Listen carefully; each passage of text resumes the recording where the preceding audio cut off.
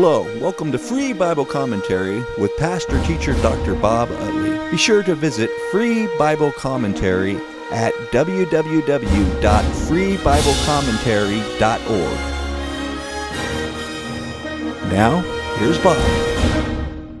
Well, we've seen the importance of the man Abraham. And in Genesis 25, we're really going to conclude his section of Genesis. We're going to be passing on to Isaac. Isaac's only going to take really one chapter, and then Jacob becomes the next dominant figure. But there was some prophecies about Abraham that needed to be shown that they were fulfilled in his life. This is kind of a summary of his life in many ways. And some exciting things were happening, so I hope you'll turn me to Genesis 25. Now Abraham took another wife whose name was Keturah. Rashi and the rabbis say that she is really Hagar. Luther says that the only reason Abraham took this other woman is because he wanted to fulfill the promise of Genesis 17:4 that he'd be the father of many nations. I don't know all of the motive of Abraham. I think when God rejuvenated him to have Isaac with Sarah, and then Sarah died.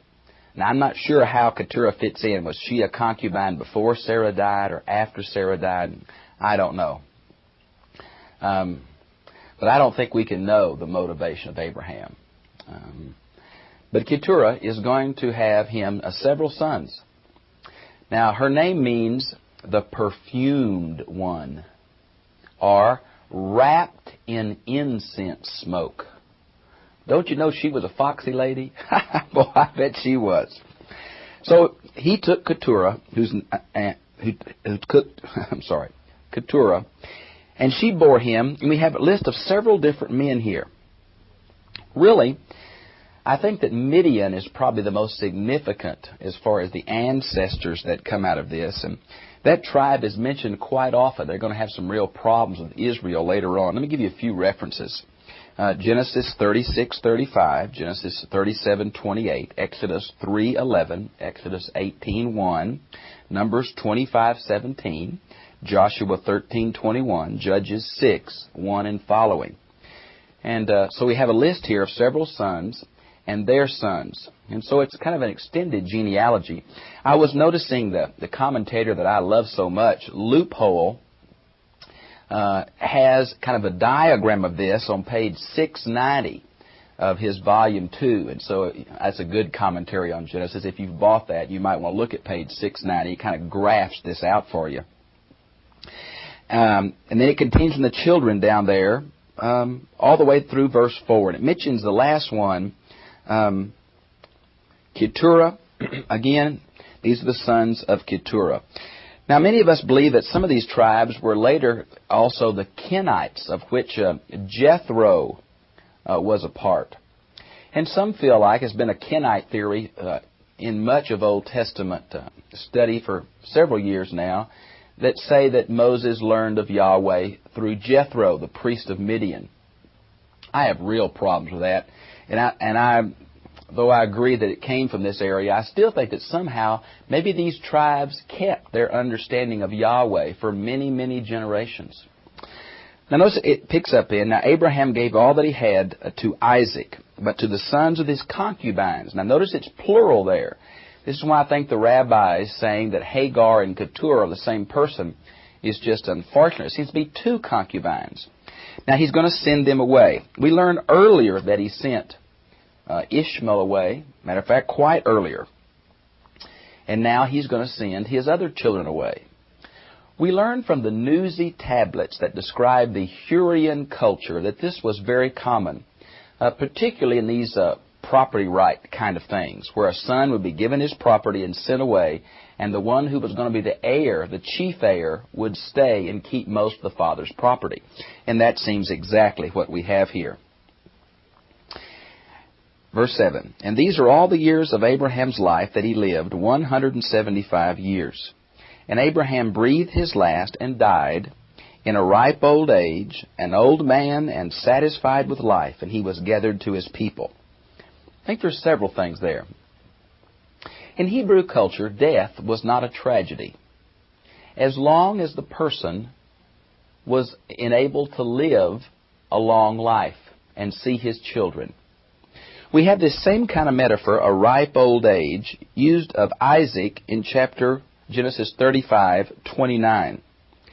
And when it says a man satisfied with years, I think we need to realize that death was not seen as the ultimate separation. Now, I grant you that the early parts of the Old Testament, Sheol is not a real pleasant place. It's kind of a pale shadow of conscious existence. But it still is conscious existence. They believed in an afterlife. And through the progressive revelation of the Old Testament and New, the afterlife began to be understood in greater extent, and it became a very joyful thing. I want to give you a few verses that show about this belief in an afterlife and that life is good and death is not serious. And we'll see Job 42:17, 1 Chronicles 23:1, 29:28, 2 Chronicles 24:15. And this idea about being gathered to your people, you realize Abraham died away from his people. So many have said, what does this mean? He wasn't buried with his father. He wasn't buried with his kinsmen. So how could this be gathered with his people? Well, it seems to me to be a reference to Sheol in the afterlife, that though he was physically buried away, he was united with his family. And here's some other verses, I think, that speak about the afterlife in these early parts of the Old Testament. Psalm 16:9 through 11, Job 19:25 through 27, Isaiah 26:19, and Daniel 12:2 and 3 have some very positive words about God's care and presence even after death. I think things like Psalms 139 begin to have a great circulation, the fact that God was with man even if man fled to heaven or fled to Sheol. God was there. And this is a new element in Revelation. Then his sons, Isaac and Ishmael, buried him in the cave of Machpelah. That's interesting because Ishmael had been sent away back in Genesis 21:14. So apparently they were together as Esau and Jacob are going to be at the death of Isaac, Genesis 35:29. It was a very significant thing. Here the two older boys shows they had reconciled, that somehow they were together with their father, and I think it's a beautiful sense their father died in their presence. Of course, the cave of Machpelah is what he purchased to bury Sarah in back in Genesis 23:17 and 18, and of course he's going to be there. And it came about after the death of Abraham that God blessed his son Isaac, and Isaac lived at Beer-ha-arao. Now this was somewhat, I think, south of Beersheba. We have two previous allusions to that as the place that God met Hagar as she fled the first time. Genesis 16:14 and later in Genesis 24:62. Apparently became a very important site, and Isaac lived there. Now these are the records of the generations of Ishmael. If you're familiar with Genesis, this is that characteristic little phrase used by the author to kind of divide his own book up. Here it's going to be just verses 12 through 18 that describes Ishmael's generation.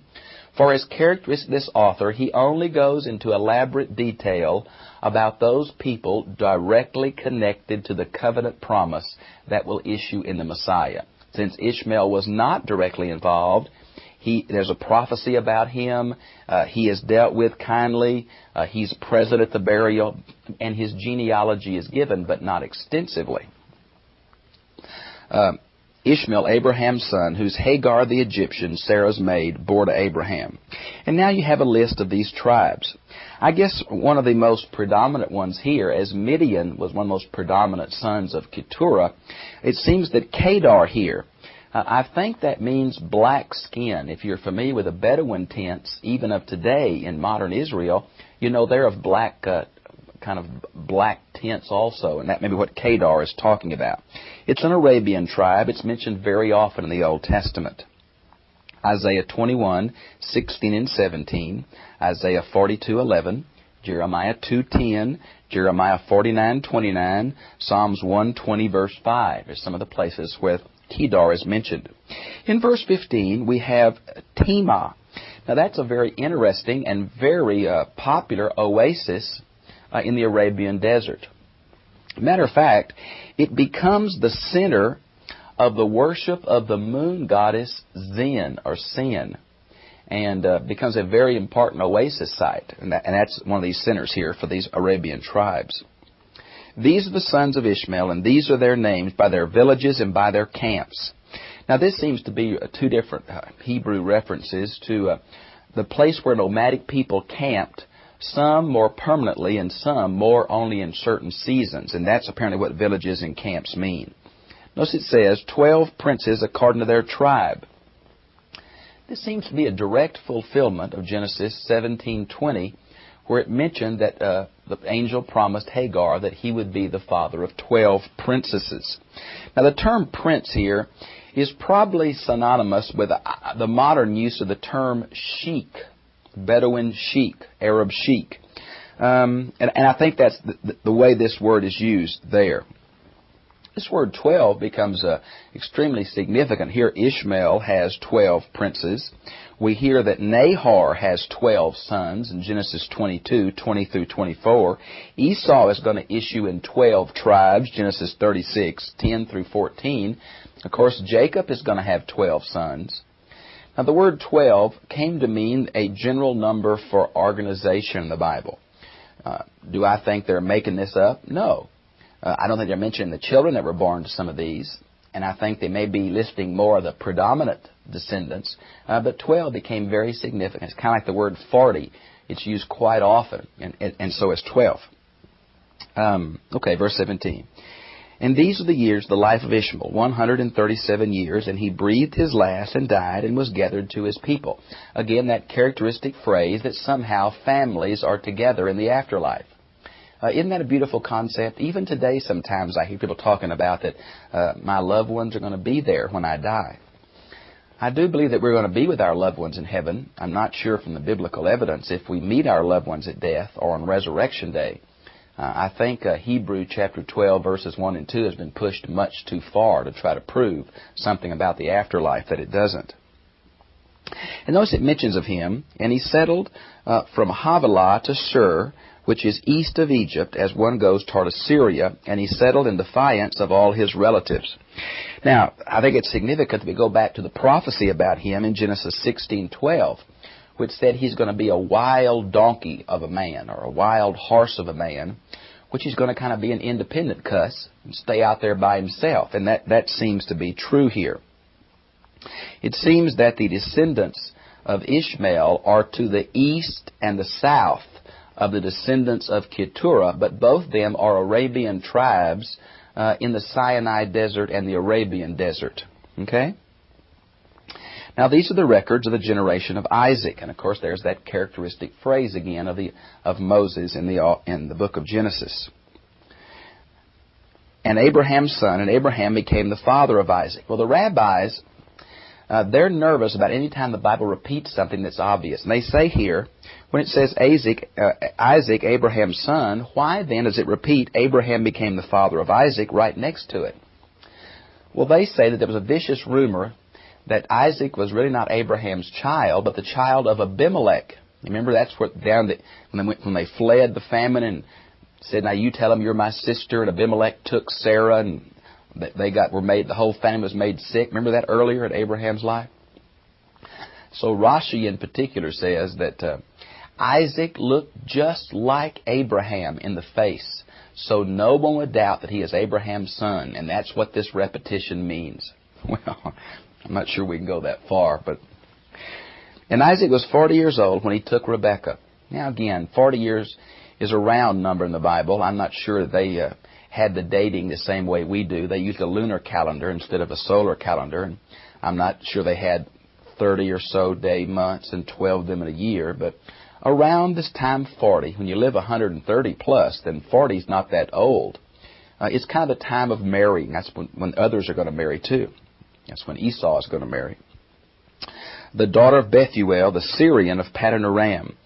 Now, Syrian is kind of the word for Armenian. If you look on a map, Armenia is the area, it's the plains of Aram, and we think around the city of Haran.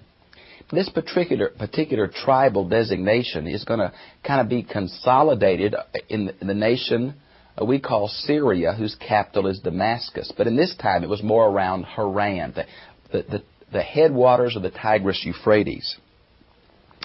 The sister of Laban, the Syrian, to be his wife. Now, we're going to learn from chapter 25, verse 26, that at the birth of the twins, he's going to be 60 years old. And that's going to be very important, that he was 40 when he married. He's 60 when the twins were born, Jacob and Esau, because that's going to show he tried to have children for 20 years, just like Abraham tried with no success. Rebekah is going to be barren. Now, notice in verse 21 it says, "And Isaac prayed to the Lord on behalf of his wife because she was barren." Now, barrenness was seen to be a characteristic of these patriarchs' wife. Why is that? I think it's the exact same thing about a little bit later. It says that the elder will serve the younger. That was totally different from the culture. It's God's way of saying, look, guys, I'm going to bring this about in my power. Therefore, your wife may be barren, and you can try all you want to. She's not going to have a child until I do something. Also, you may think the firstborn son is the important one, but I'm going to choose another one because I'm in control of the promised family. I'm in control of the promised seed. And you've got to depend on me. And I think both those reflect that, both the barrenness of these wives and that the younger often is the one the promise comes through. And, of course, Isaac was the younger of Abraham's children because Ishmael was the older. Now, because she was barren, the Lord answered him, and Rebekah, his wife, conceived. Again, I get tickled with the rabbis. They say that Isaac stood in one corner of the room, and Rebekah stood in the other corner of the room, and they prayed. But God answered Isaac because Isaac came from a godly family, and Rebekah came from a godless family. And they go back and pick up on the fact that Laban was an idolater, and so was his father. And so they say God heard Isaac because he came from a godly family. Well, I agree with them in this sense. I think there is a tremendous blessing that comes from having believing ancestors. If you want to see that in the Bible, you can see it in Exodus chapter 20, where it says, to the third and fourth generation, to those who hate God, the iniquity that follows be passed, but to the thousandth generation of those who love Him. And that's confirmed by Deuteronomy 7, verse 9. But the children struggled together within her, and she said, if it is so, why then am I this way? Now, this has been interpreted a million ways because it's a very ambiguous statement. The way that I think probably is the easiest to interpret is like this. Why would God make me pregnant in the answer to prayer to fulfill His promise, and then I have complications with my pregnancy? That's what I really think she's saying. Others have said, this is Rashi, this pregnancy hurts. Why in the world did I ever ask for it? You ladies know what that means, doesn't it? Others say, why do I still live? It means she was despairing of life. And that's what the Syriac translation and the commentators Kyle and Delitzsch say. Well, I think this lady who had not experienced pregnancy before, but obviously had talked to other women in the family group who were pregnant, and she knew something was wrong. Now, what was happening? Well, apparently there were violent reactions within her womb. The children were like they were fighting each other. Now, she didn't know she had twins at this point. She just knew it wasn't real cute like, here, Isaac, feel this little boy. They were really jumping around in there, and she didn't know what was happening. She thought she might be dying, and it was not normal. She knew that. So it says she went to inquire of the Lord. Boy, have commentators gone berserk over this little phrase. Luther says that she went to Shem. Remember one of Noah's sons who was still alive? The rabbis say she went to Melchizedek, who was still alive, because Abraham went to him. And then others have said, no, she went to Abraham. Others say, no, she went to Isaac. Others say, no, she went and prayed at a family altar. That's what Theodoret says. I don't know what she did. Apparently there was a place, a special place, or a special person, be it Isaac or Abraham or some of these other ancient, famous patriarchal figures that are still alive, because some of them, their lives overlap this history. But she went, I think it's prayer is the best thing. She went to pray and ask God, how can this be? This pregnancy is a fulfillment of your promise. This pregnancy is obviously answer to prayer, and yet, God, it seems that something's wrong with it. Can you help me? God answers her in a very, very specific way. Now, this same promise about seed was given back in 17:19 and 21:12 to Isaac. So he knew he needed to have a child. This seemed to be an obvious divine blessing, and yet here there were complications. And Yahweh said to her, the covenant God, 2 nations are within your womb, and 2 people shall be separated from your body. Now the Hebrew here is very intensive. It seemingly means not only separated from your body, but they're going to be separate kinds of individuals. They're going to grow into 2 separate peoples that are going to kind of separate from each other. And one people shall be stronger than the other, and the older shall serve the younger. Now this is interesting. It seems to be mentioned in Romans chapter 9, verses 10 through 12. I'm sure Rebekah wondered about this, but it was obvious that it was going to be twins. They were going to be very different, and the normal order and pattern of inheritance rights would not be there. Now I think certainly Rebekah must have passed this on to Isaac.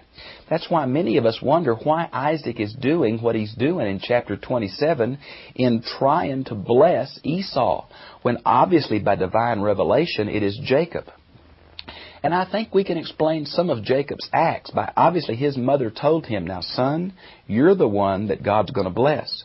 So many of Jacob's acts that we kind of interpret as being trickery may have been in great sincerity of him trying to help fulfill God's promise. Now the problem was trying to help fulfill. That's what Abraham got into and didn't work out. So I'm not saying Jacob didn't act inappropriately, but I'm saying he may have acted from very spiritual motives. And when the days to be delivered were fulfilled, behold, there were twins in her womb. Now the first came forth red all over, like a hairy garment. They named him Esau. And there are 2 plays here. The word red goes back to the word in Genesis that we get the word Adam from, or the word for ground, created man from the ground, Adamah. So most interpreters of Genesis would say that Adam was made from red clay or red dirt. Now here the word red is going to be picked up on down in verse 30, because Esau is later going to become the nation of Edom. Edom also means red. It's going to be a play on, let me have some of that red soup there. And he came to be Edom. So here's the play. The boy's red. Now some Jewish scholars have said, see, it means he's going to be a bloody child. Oh, I think that's a bunch of bull. The boy just was real pink, and he had red hair, and he had lots of it. Now this word hairy, that is a word that seems to be connected with the word Esau. Hairy and Esau are connected.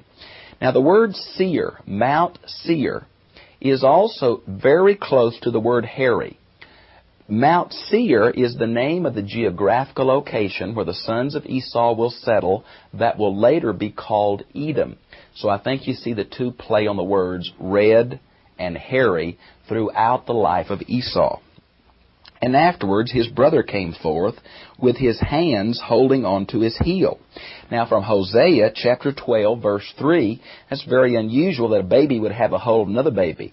They took that. They often named children in characteristics that came very early. They named Esau because he was red and hairy. They named Jacob, which means heel grabber. Now it can mean usurper or supplanter. And he is going to be kind of a trickster person, trying to help God fulfill this promise. I don't think he just was doing it out of some kind of selfish motive, but and he had on to Esau's heels. So they took the name Jacob. Now in Genesis 27:36, Esau is going to pick up this and say he was a trickster like he always was. Okay? Now they tried to, he was 60 years old when he gave birth to them. They had tried naturally for 20 years. Abraham had tried for 25 and still hadn't had this son of promise. The boys grew up. Esau became a skillful hunter, a man of a field. He's a very different boy. He's an outdoorsman. But Jacob was a peaceful man. This word peaceful is not the normal translation. This is the word usually translated blameless or righteous. You might well see Genesis 6:9 used of Noah and Job 1:1 used of Job. Here, many translations mean he was a homebody, maybe a typical nomad would be better. I don't think you're saying he was a quiet, shy boy, but he was at home, and the other one was gone a lot. So Jacob seemed to be the natural one to take over the family responsibilities. And Isaac loved Esau because the taste of game. Now, many of us think that Isaac is a more shy person, not anywhere near the dominant personality of Abraham or Jacob. Maybe how, a shy person sometimes in his heart would like to be more outgoing. Maybe Esau was attractive to him. And also here because he liked the taste of wild game. Rebekah loved Jacob. Now, this favoritism is going to really, really cause the pits of a problem. Rebekah seems to be guided by this divine revelation.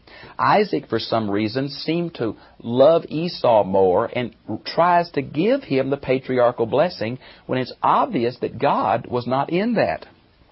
Now, when Jacob had cooked the stew, Esau came in from the field and was famished. He was very hungry. And Esau said to Jacob, please let me have now I have in my New American Standard, a swallow of that red stuff there. It's the word gulp. It's kind of a word that means unusual appetite, just kind of taking too big a bites. So it's kind of a strong term here for inappropriate eating habits. And therefore, his name was Edom. They make a play on the red porridge in the word Edom. Jacob said, first, sell me your birthright. Now, we know from the Newsy tablets of the Hurrian society this was possible and was done. Matter of fact, we know it's done because in Deuteronomy 21:15 through 17, they have a law against disinheriting the older one. And so I think you see that. This is also related back to Rebekah's revelation back in 23.